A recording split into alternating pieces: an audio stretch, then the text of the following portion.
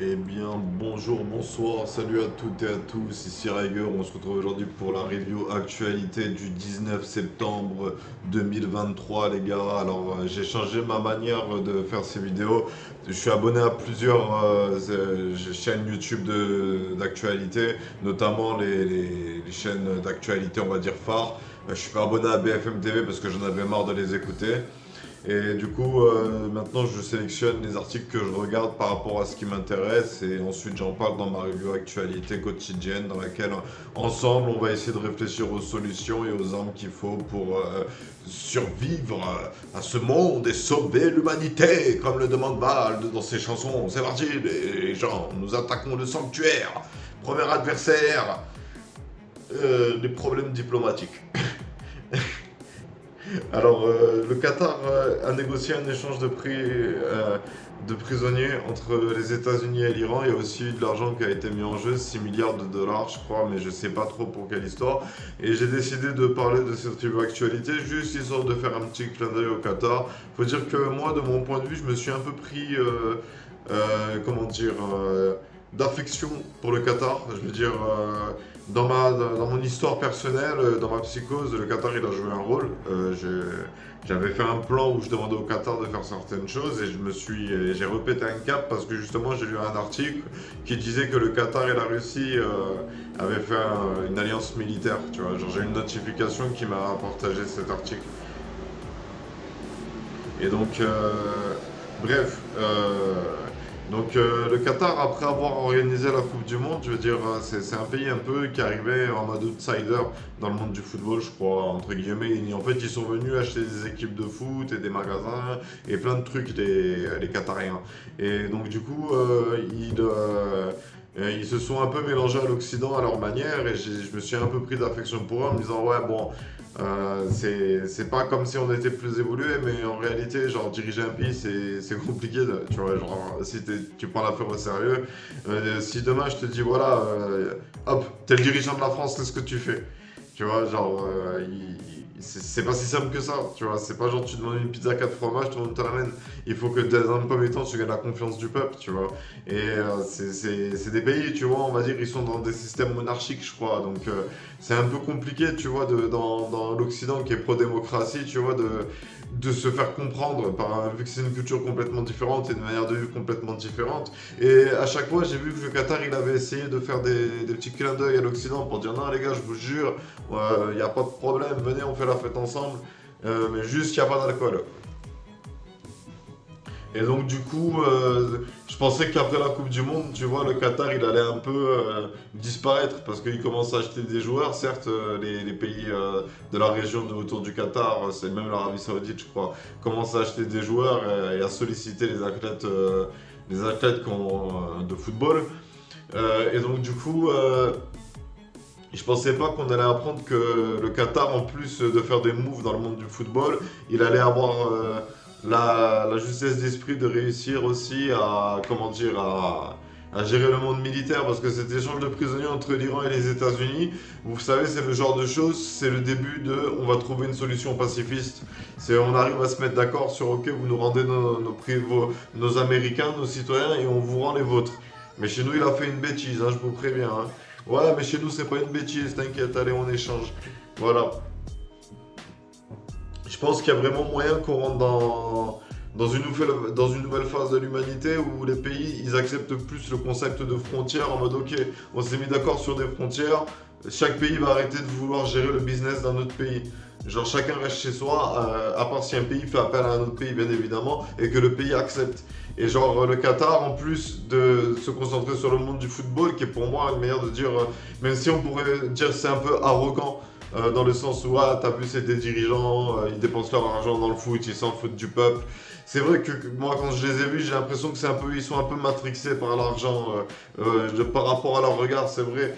Mais j'ai comme aussi le sentiment qu'il y a une sorte d'innocence, que c'est des sortes d'enfants rois, tu vois que c'est pas leur faute, que c'est euh, un butterfly effect de longue lignée, tu vois, comme il s'est passé en France. À une époque, les rois de France, ils prenaient tellement au taquet l'affaire d'être, je veux dire, il y a des rois, ils sortaient voir le peuple et essayer de les soigner, comme dans les contes de fées. Ça a existé, tu vois. Donc je pense vraiment qu'en réalité, tous ces pays à monarchie, c'est juste qu'on a un blocage culturel. Nous, dans notre histoire, la monarchie, c'est pas bien. Tu vois ce que je veux dire? Mais si en réalité le pays prend sous sa responsabilité le bien de son peuple et le développement de ses infrastructures et de ses opportunités pour la jeunesse, il a le droit. Je veux dire, en réalité, c'est au peuple de choisir. Si ça dérange pas le peuple que c'est un roi, bah ok, c'est bon, non, j'ai confiance au roi. Mais de l'autre côté, il faut que le roi y gère. Et là, du coup, le Qatar, il montre qu'il est capable de continuer cette démarche qu'il y a eu subliminale avec cette Coupe du Monde, que les pays moyen-orientaux et les pays occidentaux puissent partager un instant ensemble pour que leur culture puisse se comprendre mutuellement et qu'on puisse arriver à une conclusion. Ok les gars, utopides. Utopides. Bref. Hier, j'ai partagé avec vous une vidéo où je disais un peu ce que je pensais de l'immigration. C'est un sujet, personnellement, je vais pas mentir, ça me tient pas particulièrement à cœur, mais je trouve que c'est important de réfléchir à ce sujet et de trouver des solutions. Alors, je peux juste faire le relais. Il y a un intervenant en Tunisie, il y a Sfax. Il y a des migrants qui ont été expulsés. Ils ont été relâchés dans des champs d'olives complètement abandonnés au milieu de la nature. Il y avait des jeunes, il y avait des femmes, il y avait des enfants. Et Monsieur Benamor, un intervenant, je crois un ministre de l'économie et du social, il a dit que normalement dans ce genre de situation, ce qu'il faut faire lorsqu'on expulse les gens, c'est appeler les OGN qui pourront leur venir en aide humanitairement. Et du coup, je trouve que Monsieur Benamor a tout à fait raison. C'est une très bonne solution proposée déjà pour temporiser le problème de l'immigration. Les gars, on peut pas les laisser crever de faim et les abandonner dans la nature et dire non, tu vas pas là-bas. Je veux dire, c'est pas la solution. Je veux dire, il faut respecter le fait que c'est des humains et il faut s'assurer que c'est un peu ça, tu vois. Moi, c'est ça qui m'arrive avec l'hospitalisation. C'est qu'en gros, je suis stabilisé de leur point de vue, ça va très bien. Mais ils ne peuvent pas me laisser aller dehors parce que j'ai pas d'appartement. Et que ce serait m'abandonner à mon sort comme ça, c'est pas ça se fait pas, tu vois, c'est pas moral. Et donc du coup, même si ce sont des migrants qui sont venus illégalement et qu'ils n'ont pas le droit et que je peux comprendre les raisons pour lesquelles ils n'ont pas le droit, et je pense qu'il ne faut pas les relâcher en plein milieu de la mer ou leur dire non pas ici, va là-bas. Tu vois, c'est une fois que vous les avez chopés, vous faites en sorte qu'ils manquent pas de bouffe, ils ont un leak à bouffer, à boire, des vêtements chauds s'il fait froid. Tu vois, on fait de l'humanitaire comme il a dit, c'est bon, on comprend pourquoi est-ce qu'ils veulent venir. En réalité, c'est ça que moi je voudrais, c'est mettez-vous un peu à leur place. Putain, t'es chez toi, il y a R. Je sais pas, tu rêves, on te parle d'un pays où tu peux travailler, gagner plein d'argent et ça vaut des millions d'euros chez nous et tu peux fonder une famille ou je sais pas quoi, tu vois. Il y a le rêve européen. On a dans des pays maghrébins et dans des pays africains. Il y a le rêve européen. Les Africains voient euh, voient, leur salvation, le fait d'être sauvés, dans atteindre l'Europe et travailler en Europe. Donc est-ce qu'on pourra au moins respecter le parcours qu'ils ont fait de combattants pour arriver jusqu'ici et ne pas les abandonner au milieu de nulle part? Sincèrement les gars, ça se fait pas. Ça se fait pas. On peut pas fermer ses yeux contre la souffrance d'autres êtres humains. Je veux dire, c'est pas comme ça qu'on pourrait prétendre à ce qu'a parlé l'Israélien de cultination. Là, j'ai fait quelques recherches, ça a été relayé, mais ça n'a pas été confirmé. Apparemment, il y a une fédération galactique.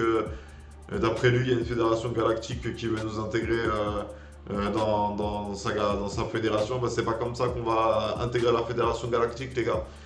Il faut respecter le fait que il faut au moins s'assurer qu'ils sont en sécurité et qu'ils vont pas crever de faim quoi, et de froid. Voilà.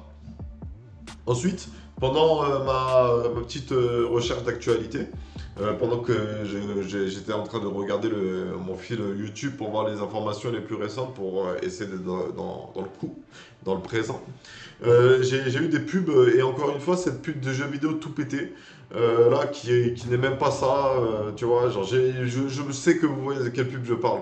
Et ben là, j'ai eu un éclair de génie, je me suis dit, putain, mais ce qui serait bien sur YouTube, en fait, ça fait un moment que j'avais cette idée qui me trottait dans la tête, c'est ce que je me disais, ce qui serait bien, c'est que je puisse choisir mes pubs sur YouTube. Ben là, ce qui serait cool, ce serait que les créateurs de contenu YouTube puissent filtrer les pubs qui passent avant leurs vidéos. Je pense que ça éviterait tout simplement de partager des pubs de merde, de publicité mensongère que YouTube vérifie pas si c'est légal ou pas ce que tu racontes. Et que si ton business est légal ou pas. Voilà, j'avais juste envie de le dire. Alors, il y a une chose particulière qui se passe en France. Alors, j'ai pas fait attention à toutes les infos, parce que je me suis lancé dans ma réflexion. Il y a la sécurité qui va être augmentée. Les préfets, ils ont reçu l'ordre ministériel du ministre de l'Intérieur, Darmanin. Ils ont reçu l'ordre de mobiliser le maximum de forces de police parce que la semaine qui arrive va être une semaine chargée.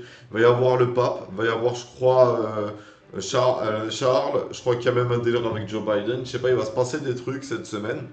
Et donc, du coup, Darmanin, il a demandé à ce que la présence policière soit renforcée. Alors, je comprends tout à fait que, vu les MVP, rien que le pape, je comprends tout à fait. Je veux dire, les gars, ils déconnent pas, ils vont carrément sortir des tireurs d'élite. Ils vont les poster sur les toits, ça rigole pas, c'est comme dans les films.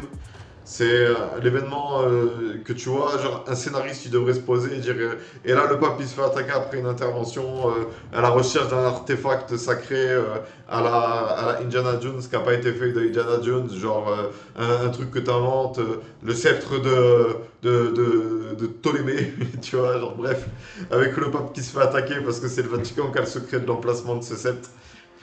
Bref.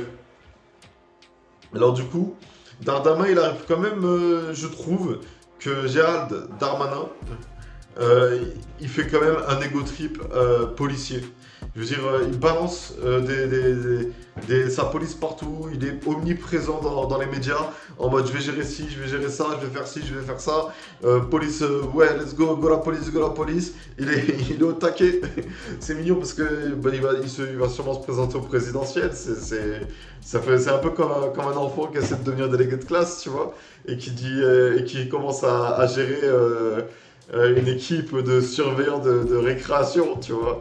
Mais en réalité, ça peut être inquiétant parce que il y a quand même, même si je peux comprendre, pour faire face, de mon point de vue, pour faire face à un personnage comme Vladimir Poutine, faut que nos présidents ils aient un peu ce côté ego trip eux aussi, en mode non mais je sais ce que je fais, t'inquiète pas, je vais amener mon pays vers le haut et je vais résoudre les problèmes de ma société. Faut juste faire confiance à mon flow pendant mon quinquennat. Et si ça marche pas, bah, le prochain il corrigera. Et donc du coup Darmanin, tu vois, il arrive, il est un peu omniprésent et en mode je gère tout mais littéralement tout. Et donc du coup, voilà, moi ça m'inquiète un peu parce que j'ai peur que là ça se multiplie les épisodes, en tout cas c'est les informations, les relais. C'est parce qu'avant on n'en parlait pas aussi, il y a cet effet, tu vois, tu peux avoir l'impression que d'un coup il y a un changement de la police, elle se met à tuer plein de gens sans réfléchir. Lors de ces arrestations et des refus d'obtempérer à cause de cette loi qui, j'avoue, est trop ambiguë. Tu as le droit de tirer lors d'un refus d'obtempérer si le policier juge que la vie de lui et de son coéquipier ou des citoyens ou du criminel est en danger. C'est droit à l'appréciation. Mais il faudrait que ce soit... comment dire? Je sais pas. C'est un problème trop compliqué même pour moi. Parce que dans un sens, la police, oui, faut qu'elle applique la justice. S'il y a des gens qui doivent se prendre des heures de colle, c'est la police qui doit les donner. Si demain tu me places n'importe quel criminel roi du monde, il devra gérer la police. Il devra gérer une milice qui assurera l'ordre dans son royaume. Donc en réalité, il faut composer avec la police. Moi, je pense que le problème qu'il y a, c'est surtout qu'il faut faire une revalorisation du métier et sensibiliser le public à la vie des policiers et aussi qu'il y ait des gens qui interviennent et qui parlent du bien que fait la police, parce que je suis convaincu qu'il y a des policiers, c'est des héros. C'est juste on parle pas d'eux, on les met pas eux en avant parce qu'on aime bien vendre la peur aux citoyens, ça les fait surconsommer, faire des réserves. Tu vois, ça, on aime bien matrixer les citoyens pour matrixer les citoyens, tu vois. C'est comme les méchants de dessins animés, on est méchant juste pour être méchant. Alors du coup, ouais, moi ça m'effraie un peu pour être honnête que Darmanin il commence à faire cet ego trip là, je trouve que ça va un peu loin. Mais là, après, c'est compréhensible, c'est une grosse semaine, mais j'ai pas envie que du coup, ils prennent pour habitude d'augmenter à chaque fois le renfort la force d'attaque de la police, parce que moi, je pense que c'est plus une question de négociation, tu vois. Il faudrait plutôt former des négociateurs, quoi, et essayer de faire intervenir des négociateurs et mettre en place des dialogues plus souvent pour comprendre les raisons pour lesquelles le criminel agit ainsi, quoi. Il faut comprendre avant d'arrêter, je pense. Parce que peut-être que c'est justifié en réalité. Peut-être que c'est un craquage de nerfs, tu vois. Peut-être que c'est trop de coups subis, je sais pas. Et c'est peut-être pour ça qu'il y a des mecs qui décompensent, comme on dit. Ils pètent un câble et ils font un khala. Bref. Ensuite, moi ce que je voulais dire, c'est parce que en gros, il y a eu un intervenant, j'ai regardé la dernière vidéo que j'ai regardée, c'est Olivier, je sais pas trop quoi là, je crois que c'est un mec important, qui parlait de l'immigration justement, et il disait qu'il fallait avoir une fermeté absolue. Et donc du coup, il parlait du fait que la France n'allait pas accueillir ces migrants. Ensuite, la discussion s'est prolongée et il a parlé du fait que Gérald Darmanin, il a dit qu'il allait voir au cas par cas ceux qui sont en danger dans leur pays pourront faire leur demande d'asile. Et donc du coup, le mec il est intervenu en disant c'est de la fausse fermeté. Les mecs qui viennent du Cameroun, je connais pas beaucoup de Camerounais qui sont en danger. Moi je me prononce pas parce que j'ai pas envie non plus qu'on vende une Afrique chaotique qui vit sous la désolation. Il y a des histoires en Afrique, tout comme il y a des histoires en France, tout comme il y a des histoires aux États-Unis, tout comme il y a des histoires en Russie. C'est juste peut-être un peu plus livré à toi-même, parce que c'est peut-être, tu vois, que c'est justement parce que les forces de police, elles n'ont pas le matrixage vive l'État pour protéger les citoyens. Et donc du coup, est-ce qu'on peut vraiment rester muet, silencieux, aveugle à la souffrance des autres? Je veux dire, là, j'aimerais quand même soulever le débat et tu vois, qu'on commence à réfléchir. Je veux dire, clairement, ok, si on peut pas les accueillir. Je comprends, il n'y a pas assez de place sur le navire. Je comprends. D'accord. Mais est-ce qu'on peut les abandonner? Je veux dire, est-ce qu'on ne pourrait pas s'arrêter un peu sur leur île et les aider à se mettre bien sur leur île et ensuite partir? Je veux dire, la France, elle a quand même, elle peut faire ça. Elle peut faire de l'humanitaire un thème de l'État. Que l'État se fasse un peu plus dans l'humanitaire, même s'ils ne les acceptent pas chez nous, qu'au moins ils prennent en considération les problèmes qu'il y a et qui parlent aux autorités compétentes du pays d'origine de la personne pour que le pays d'origine prenne en charge ce problème de société de ce pays et que la France fasse un peu la morale aux dirigeants en disant ok, vous voulez mettre fin à la France-Afrique, d'accord, on va mettre fin à la France-Afrique, mais gérez votre pays et laissez pas crever vos citoyens. Voilà, c'est peut-être pour ça qu'il y a plein de coups d'État, peut-être qu'il y avait de la dissidence dans les pays d'Afrique, que les mecs ils étaient là en mode non, il va pas gérer, il va juste s'enrichir et faire son règne comme d'habitude. C'est fini cette époque. Parce que toutes les juntes militaires elles prétendent être là pour la transition, en tout cas celle du Gabon prétend être là pour la transition. Elle se fait même appeler, je sais pas quoi, de la transition bien établie, genre de la vraie transition, la vraie de vraie, la sainte transition des transitions. Bref. Donc moi je pense que comme je vous le disais à l'instant, les pays de l'Occident devraient aider l'Afrique à se développer, justement pour que les citoyens des pays d'Afrique ne se disent pas je dois partir et quitter mon pays, qu'ils aient envie de rester dans leur pays et d'aider leur pays à se développer et de vivre dans leur pays et de préserver leur culture et de garder leur âme d'Africain. Mais tout en acceptant l'aide de l'Occident qui souhaite réparer ses torts. Voilà. Ensuite, il y a un autre sujet. Alors ça tombe bien, j'avais envie un peu de me sensibiliser à ça. On va changer de répertoire musical. Ok, alors, autre chose qu'il faut noter, c'est que le ministre de l'économie, alors j'ai pas suivi l'affaire, mais j'avais envie d'un peu d'être sensibilisé à quel rôle a le ministre de l'économie, mais je pense que c'est un peu dans ce que moi je dois voir comme étant le ministre du commerce. Celui qui gère les commerces de l'État. Tu vois, genre j'ai pas encore très bien cerné son rôle, je me suis pas encore sensibilisé à la hiérarchie des diplomatiques de la France, démocratique, républicaine, j'en sais rien. J'arrive même pas à différencier c'est quoi vraiment la différence entre une république et une démocratie, genre. Bref. Et donc du coup, le ministre de l'économie, il a fait passer une réforme, une loi ou je sais pas trop quoi. En tout cas, il a autorisé, il a ouvert la valve. Les stations d'essence pourront vendre l'essence à perte. Alors, il y aura potentiellement des compensations pour les petites stations d'essence qui seraient obligées de vendre à perte. Alors, je comprends pas ce qui se passe, mais apparemment, on va avoir un problème qui va être lié à l'essence. Alors, du coup, moi, je pense que la solution, c'est de faire une transition vers les énergies vertes, d'aller voir les entreprises de voitures et de dire, ok, faites-nous de l'électricité, même si ça pollue aussi. Il faut que la France soit indépendante en termes d'énergie et que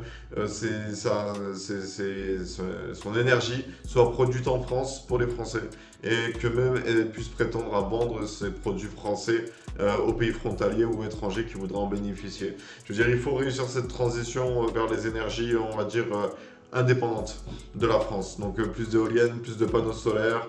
Je ne sais pas si on peut mettre des éoliennes sous-marines pour les courants marins.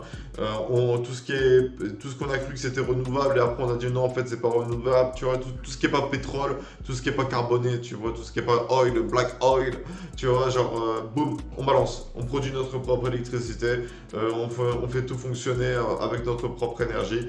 Les voitures à essence, ok, on les récupère en magasin, on fait des pièces détachées, j'en sais rien, moi, pour faire des mini-cartes, pour nanani nanana, j'en sais rien, pour vendre à des pays émergents. Tu vois, genre, et let's go, tout le monde y passe à la voiture électrique, on met des bornes électriques partout, on va voir les villes, on repense, comment dire, on repense toute la ville en termes de position de bornes pour l'électricité, tu vois. Parce qu'en fait, le problème, c'est comment la recharger. Et si on peut pas, on fait des hybrides. Tu vois, mais il faut populariser ce style de véhicule parce que si on a un problème avec l'essence, c'est que ça va bientôt nous tomber sur la gueule, mais bientôt l'économie française, elle va s'écrouler. Je pense. Pour moi, c'est un début d'alarme, quoi. C'est en mode, on est tellement dans la merde qu'on doit même vendre l'essence à perte. Et ça va avoir des conséquences sur le long terme, ça. Peut-être qu'il y a des stations essence, elles vont fermer parce que les mecs, ils vont plus pouvoir assumer la station essence. Comment on fait? C'est un problème qui nécessite qu'on reste attentif à son évolution. Autre chose à noter, c'est que Zelensky va rencontrer Joe Biden. Alors, Zelensky rencontre les dirigeants de l'Occident pour demander des armes. Je crois que la demande qu'il a fait, c'est des avions de chasse dernier cri. Je crois qu'il y a eu pour lui des formations, des avions donnés, des formations gérées par l'Occident, des pilotes ukrainiens. Et donc là, du coup, Zelensky, il va du coup pouvoir réitérer ses demandes et expliquer peut-être à Joe Biden, bah écoute, là c'est la guerre, j'aurai tout le temps des nouvelles demandes à vous faire, parce que à chaque fois, Poutine il va sortir une nouvelle technique qui va nous poser problème sur le sol, sur les airs, peut-être même sous terre, dans l'eau, partout. Donc du coup, ouais, on va peut-être vous demander des porte-avions pour finir. Parce que c'est la vraie guerre contre la Russie, l'Ukraine, elle veut pas abandonner cette guerre, elle veut pas abandonner ses territoires, elle veut pas abandonner son peuple.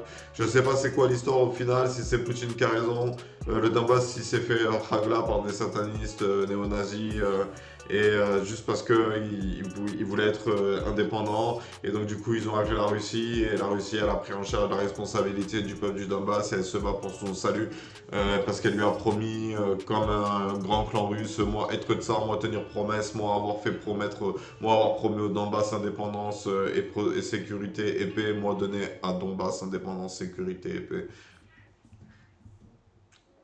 Voilà. Ou est-ce que c'est juste un coup de nerf de la part de Poutine qui a envie de gérer le business du blé du monde pour affamer l'Occident et contrôler le monde?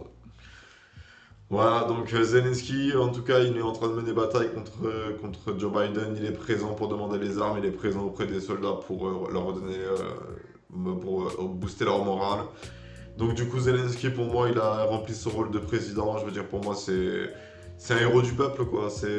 Il a pas fait volte-face quand la guerre elle a commencé. Il est resté, il a décidé de faire face et de combattre à sa manière l'invasion russe sans abandonner son peuple à son sort. Et donc du coup, j'espère que Joe Biden, il va pouvoir un peu répondre aux attentes de Zelensky, même si la Russie menace que le conflit va dégénérer si jamais il y a des armes trop puissantes qui sont utilisées.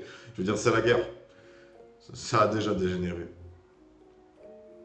Bref, là, la dernière chose que je voudrais aborder, c'est un peu une réflexion que je me suis fait.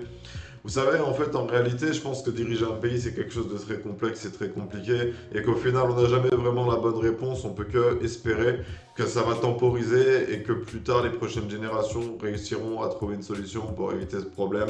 Je veux dire, parfois, lorsque tu gères un pays, tu ne dois pas réfléchir que dans le présent, tu dois aussi réfléchir dans le futur. Tu dois réfléchir au signal que tu envoies dans le sens où est-ce que il faut que les gens se disent que c'est le navire sur lequel il faut venir, quitte à ce qu'on soit bondé et qu'on puisse et qu'on coule tellement on est nombreux.